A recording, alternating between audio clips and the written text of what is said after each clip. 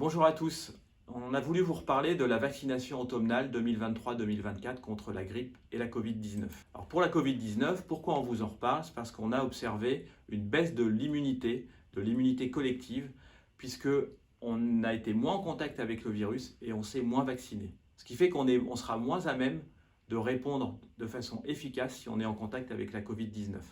Et ça, on l'observe actuellement avec une recrudescence du nombre de cas en communauté, mais également dans nos hôpitaux où on prend en charge des malades et parfois même en réanimation atteints de cette maladie.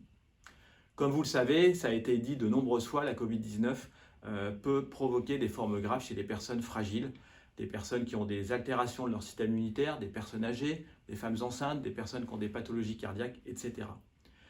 Et donc, l'efficacité de cette vaccination est importante pour ces gens-là parce que ça transforme une maladie grave en une maladie pas grave. Et la souche du vaccin est adaptée au virus de la Covid qui circule actuellement. Enfin, un autre argument, c'est qu'on a une très bonne connaissance, un très bon recul maintenant sur les effets indésirables liés à cette vaccination et on sait que la balance bénéfice-risque est largement en faveur de cette vaccination. Pour la grippe, c'est un petit peu différent, c'est peut-être un peu plus technique, je le conçois, mais ce qu'il faut bien comprendre, c'est que la vaccination qui est proposée tous les ans se calque sur les virus grippaux qui ont circulé dans les pays de l'hémisphère sud qui ont leur hiver 6 mois avant nous. Et on a souvent une bonne reproduction de l'épidémie de l'Australie, de la Nouvelle-Zélande par exemple, sur l'épidémie qui va survenir chez nous.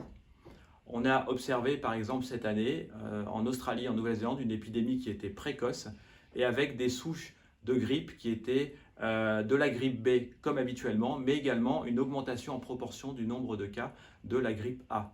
Ce qui fait que le vaccin qu'on vous propose comprend 4 souches de virus de la grippe qui sont évidemment inoffensifs et ces 4 souches sont de grippe A et de grippe B pour qu'ils soient le plus efficaces possible en prévision de l'épidémie. Alors pourquoi on vous en reparle? On vous en reparle pour les raisons que je viens d'évoquer. C'est vrai pour la Covid-19, c'est également vrai pour la grippe. On a eu une circulation moindre des virus ces derniers mois. On a une immunité donc qui est moindre. Alors l'immunité, c'est notre capacité à répondre face à une agression d'un microbe, d'un virus en l'occurrence. On porte aussi un peu moins le masque, on applique un peu moins les gestes barrières, ce qui fait qu'on a un risque d'infection, voire de co-infection, et donc de risque de forme grave chez les personnes fragiles.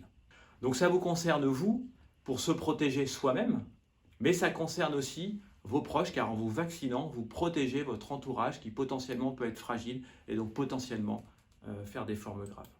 Mais la prévention, ça ne veut pas dire que la vaccination. Il y a aussi l'application des gestes barrières quand vous êtes malade, quand vous avez un rhume. Portez un masque, surtout quand vous êtes en communauté ou quand vous êtes en contact avec des personnes fragiles de votre entourage. Le schéma vaccinal est très simple. Pour la grippe, c'est une dose.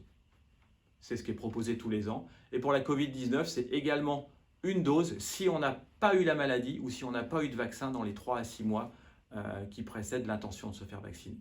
Je vous remercie.